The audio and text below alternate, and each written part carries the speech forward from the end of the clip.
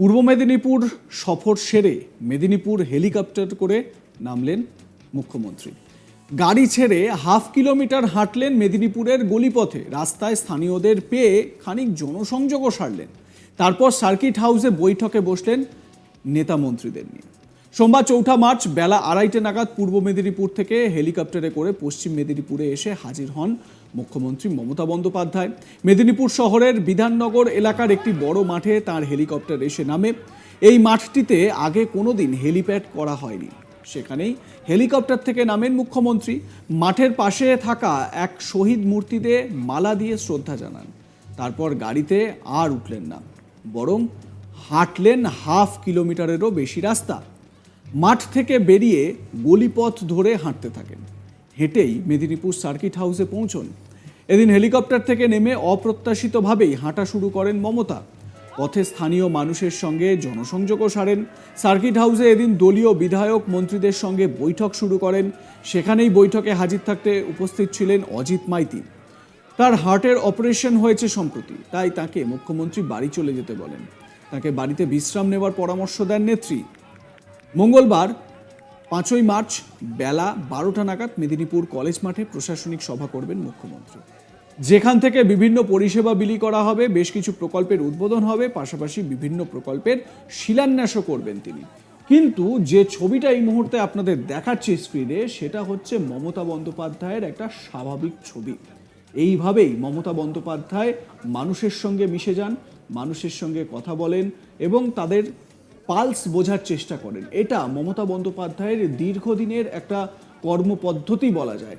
মানুষের মধ্যে কিভাবে মিশে যেতে হয়, মানুষের সঙ্গে কিভাবে কথা বলতে হয়, সেটা তৃণমূল সুপ্রিমো তথা রাজ্যের মুখ্যমন্ত্রী মমতা বন্দ্যোপাধ্যায় বেশ ভালোই জানেন।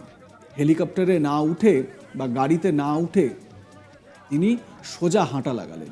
হাফ কিলোমিটারেরও বেশি রাস্তা তিনি হাঁটলেন।